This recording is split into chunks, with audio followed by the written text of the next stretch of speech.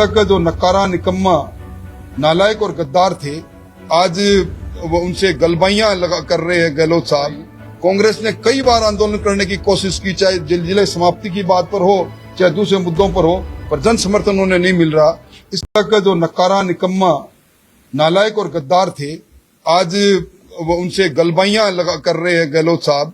मैं समझता हूं कि निश्चित तौर पर जब वो देख रहे हैं कि डबल इंजन की सरकार की गति इतनी तेज है कि कांग्रेस के फचरके उड़ रहे हैं, कांग्रेस को मुद्दे नहीं मिल रहे, 1.5 साल के अंदर कांग्रेस कोई कारागार आंदोलन खड़ा नहीं कर पाई।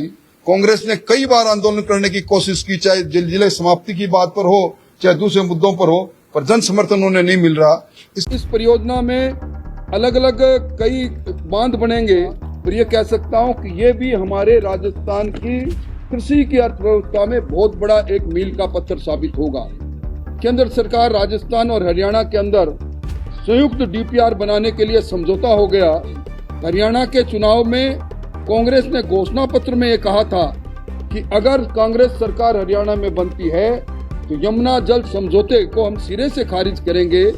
पंजाब के अंदर कांग्रेस ने अपने चुनाव घोषणा पत्र में कहा था कि अगर कांग्रेस की सरकार बनेगी तो 1985 के उस समझौते को, जिसको लोंगेवाला अकॉर्ड भी कहते हैं, जिसमें हमें 8.6 MF पानी हमें मिलता है पोंग से, उसको हम रद्द करेंगे। 11 वर्ष पहले जो संकल्पों के साथ दुनिया के सबसे लोकप्रिय नेता नरेंद्र मोदी जी की अगुवाई में जो सरकार बनी थी, वो संकल्प सिद्धि तक पहुंच गए और हिंदुस्तान की तस्वीर और गरीब की तकदीर बदल गई। वर्ल्ड बैंक का अध्ययन यह कहता है कि देश के अंदर 27% लोग गरीबी की रेखा के ऊपर आ गए और हमारी अर्थव्यवस्था दुनिया की चौथी अर्थव्यवस्था बन गई।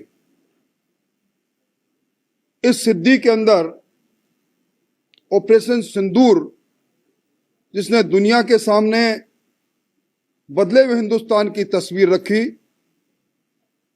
और एक बार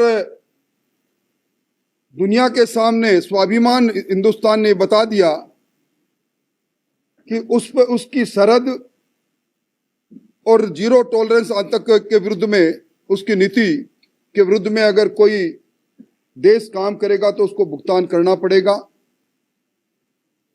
हमने 22 अप्रैल को जो घटना हुई थी पहलगांव की, ऑपरेशन सिंदूर के 22 मिनट में उस आतंकवाद के 9 ठिकानों को नस्ते नबूद करके और पाक की सरहद में 170 किलोमीटर अंदर जाकर जो हिंदुस्तान की सेना ने किया, वो सब आपके सामने है। ऑपरेशन सिंदूर के अंदर प्रधानमंत्री जी ने एक बात कही थी कि लहू और पानी अब साथ साथ नहीं बहेगा।